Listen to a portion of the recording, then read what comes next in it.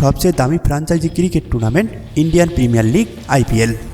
আর এই আইপিএলের উদ্বোধনী ম্যাচেই মাঠে নামছে বর্তমান চ্যাম্পিয়ন চেন্নাই সুপার কিংস ও কখনো শিরোপা জিততে না পারা বিরাট কোহলির রয়্যাল চ্যালেঞ্জার ব্যাঙ্গালোর। উদ্বোধনী ম্যাচ নিয়ে একটি বাড়তি আগ্রহ থাকে দর্শকদের মাঝে, কারণ ওই দিন পাওয়া যায় ডাবল মজা। প্রথমত টুর্নামেন্টের সূচনা, দ্বিতীয়ত থাকে জমকালো উদ্বোধনী অনুষ্ঠান। এবারের আইপিএলও থাকছে জমকালো চোখ ধাঁধানো উদ্বোধনী অনুষ্ঠান, যেখানে ভারতীয় সঙ্গীত পরিচালক, গায়ক, সঙ্গীত প্রযোজক এআর রহমান মঞ্চ মাতাবেন। এছাড়া সুরের জাদুতে দর্শকদের মুগ্ধ করবেন সোনু নিগম।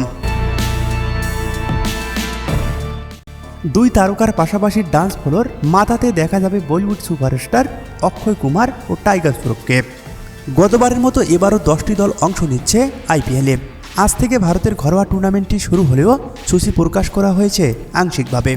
প্রথম ম্যাচের আগেই বড় চমক দিয়ে রেখেছে চেন্নাই সুপার কিংস। অধিনায়কের দায়িত্ব থেকে সরে দাঁড়ালেন মহেন্দ্র সিং ধোনি, তার বদলে নতুন অধিনায়ক ঋতুরাজ গায়কোয়াড়। দলটিতে আছেন বাংলাদেশি পেসার মোস্তাফিজুর রহমান। প্রথম ম্যাচে একাদশে মোস্তাফিজুর রহমানকে দেখা যাওয়ার প্রবল সম্ভাবনা রয়েছে। আর অন্যদিকে নামের পাশে লগো পরিবর্তন করেছে বিরাট কোহলির রয়্যাল চ্যালেঞ্জার ব্যাঙ্গালোর। খাপ ডুপ্লিসনের মতো বড় তারকাকে নিয়ে শিরোপার খরা কাটাতে পারছেন না আরবিসি। তাই এবারের আসরে প্রথম জয় দিয়েই শুরু করতে মরিয়া দলটি। ঘরের মাঠে খেলা হওয়ায় ছেড়ে দেওয়ার কথা বলবেন না সিএসকে। সব মিলিয়ে কঠিন এক লড়াইয়ের অপেক্ষায় ক্রিকেট প্রেমীরা।